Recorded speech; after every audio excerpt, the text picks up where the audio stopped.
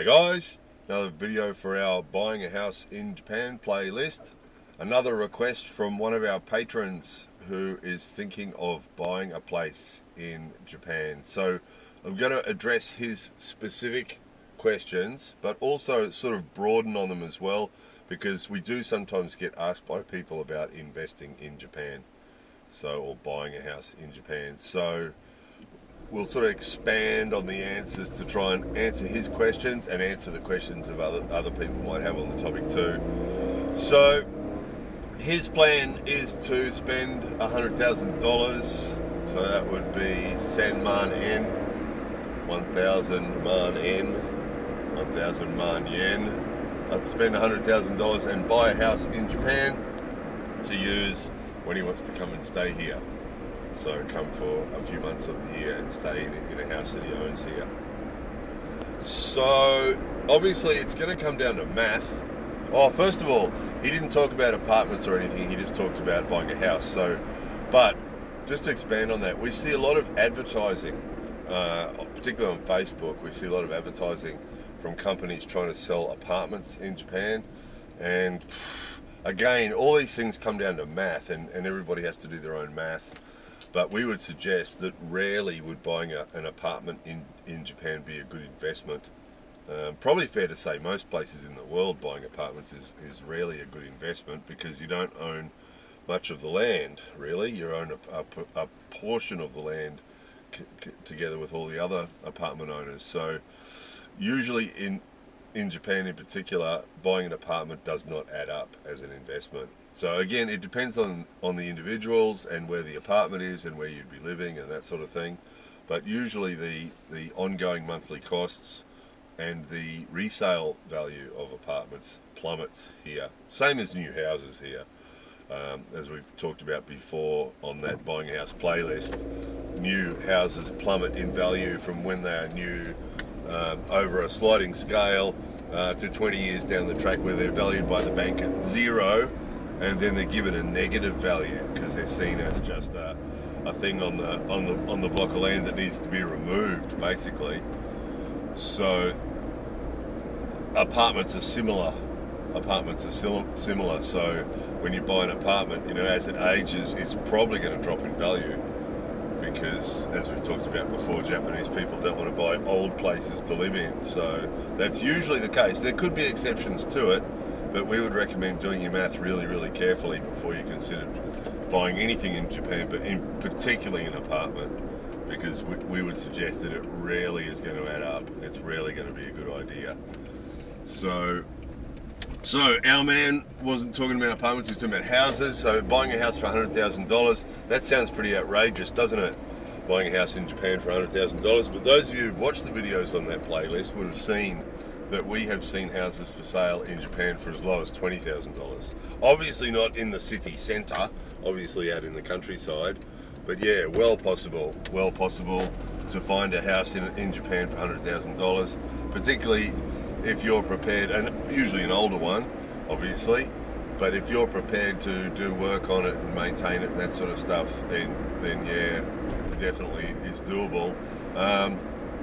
Obviously, where to start? I mean, the costs are going to be, cost of buying here is on a house of $100,000 could be as much as $10,000, because, as we've talked about before, you have to employ your own real estate agent to act for you, and the seller employs their own real estate agent that acts for them, which is sort of it's a little bit wasteful, but that's that. And then your costs of renting, of paying for that real estate agent, and the other costs associated with buying here. Usually there's surveying required and a few other things. You'd have to allow $10,000. If you allowed $10,000, you might end up spending less than that, and that'd be a bonus. But for safety, you'd have to allow $10,000 for your buying costs. Obviously, land tax, it depends on how big the land is and where it is, but you could allow, if you allowed $2,000 a year for land tax. I mean, again, it could be less depending on how big the land is and where you are, but maybe $2,000 a year for land tax. that's probably about, and then just your maintenance. You could spend. Our man was talking about spending 4 months a year or something, and also having a lot of free time by the sound of it. So, he might need to spend a good part of that 4 months doing renovation, or not renovation, doing maintenance and repairs and things, because obviously it's going to be an older building, and Japanese summers are harsh and Japanese winters are harsh, so old places do tend to require a little bit of maintenance. What else?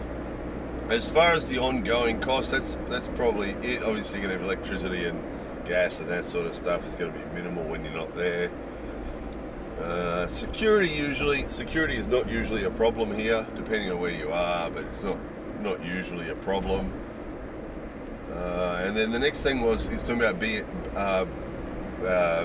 what do you call it? Airbnb. There was some rules. We mentioned this in a previous video. There was some rules brought in recently about Airbnb style accommodation. So obviously they're getting ready for 2020. So they brought in some new laws, stiffened up the laws basically. The way it was before, anybody could rent anything to anybody pretty much. And they've sort of tightened that up apparently. We don't know the small print about that. You'd have to sort of look into that yourself. But there are rules and regulations now as far as what sort of place you can rent and all that sort of thing. You could find too, it could depend, there could be local ordinances too, depending on where the place was. There could be local ordinances as well about whether you're allowed to do that. Suggestion would be just do a bit of research on that yourself and find out exactly what the requirements are in that particular prefecture, because usually laws in Japan vary from prefecture to prefecture and from city to city. Some of the cities are more strict than others, so worth looking into that. As far as the idea itself, we know a guy who did this in Kyoto. It was before the new laws, but he did it in Kyoto, and he was actually buying houses really cheap. So tiny little houses on tiny little blocks, like really tiny little blocks, like 50 square meter blocks, and the house goes to all four boundaries. We showed you houses like this before, in tiny little lanes with no car parking or anything. And he was buying houses down there. He bought 4 or 5 of them slowly over time. He'd buy one, and he'd be pretty bad condition usually. He'd go in there and he'd renovate it and make it really cool. He had a real art for it. He was really good at it. So he'd take a place that looked really crappy that you would want to stay in, and he'd turn it into something really cool and deck it out with linen and fix the kitchen up with microwave and stoves and cutlery and crockery and all the stuff, basically everything you'd need to stay there. And then this might have been before Airbnb, and he was using another website and renting it out, and because it was Kyoto, and that would be a big point too. If you're going to do the Airbnb thing, it'd have to be in a location that is going to be of interest to people looking for such accommodation, right? So he nailed it because he was in the old part of Kyoto. So everyone wants to go there, don't they? All the tourists want to go there. So that would be a really big point. If you're out here in the middle of here somewhere and you tried to do that around here, it would probably fail because this place has no attraction for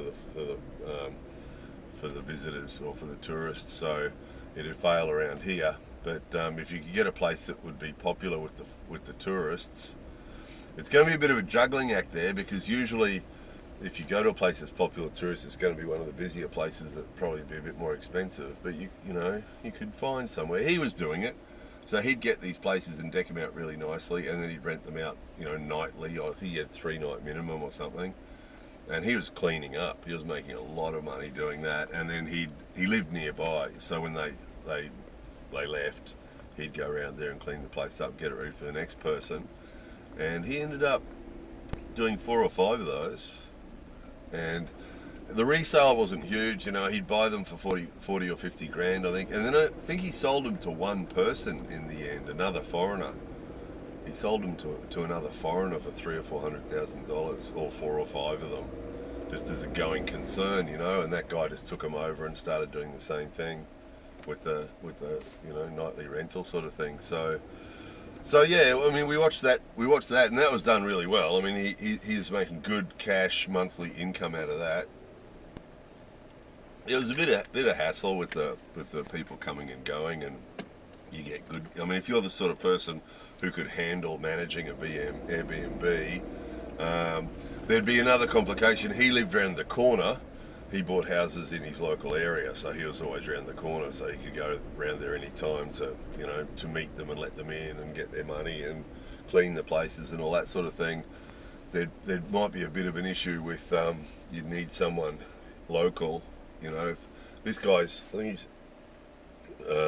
he's talking about his 3 or 4 months a year, so during the time that he wasn't in Japan, he would need to have someone local to go around and clean the place when the people moved out and make sure it was all still okay and all that sort of stuff. Collect keys and drop keys off and collect money. I suppose you get paid on the internet. But yeah, you definitely need someone local to keep an eye on the place and to sort of manage it for you if you had people coming and going. Because not all Airbnb guests are good, we have heard. Some of them can be a real problem. So you definitely would need someone local to keep an eye on the place. That could be essential, one would think. So other than that, yeah, if you buy well, it really comes down to the location and the land. You've got to be careful. It's a real juggling act where you buy, because a big city is going to be a safe investment, but it's going to be really expensive. So a $100,000 house is probably not going to be an option. If you get right out here in the nowhere, your resale is going to be difficult, because the Japanese people won't want to buy an old house out here in the middle of nowhere. That's not what they want to do. So it is a thing, and a lot of smaller towns and cities around Japan are sort of dying, because as the population ages and a lot of the houses are left abandoned, that obviously kills their real estate value, and also a lot of the younger people in the cities, little cities and little towns, move to the big cities for their jobs and study and things. So there are some small towns and small cities around Japan that are thriving and growing, and there are some that are dying. So you would imagine that it would be safer to find one, if you could, that's on the up. You can generally tell. You drive some of these places and all the shops are boarded up, and there's abandoned houses all over the place, and you can tell the little towns that have sort of died. There's a pachinko down on the main road that's abandoned. You can generally tell. On the other hand, there are some small towns that you go to that are thriving. Lots of shops, lots of new houses, everything's looking good. That'd be sort of what you want, preferably that's sort of one that's on its way up. If you could, as far as an investment, as far as a long-term investment. So there's going to be a lot of variables for our man in particular. From an investment point of view. It's obviously going to need to balance all those things, isn't it? It's either going to be an area that's going to be of interest to visitors and tourists. It's going to need to be somewhere that's not too full on, that's going to be expensive to buy, and not too isolated that it's not going to have resale value.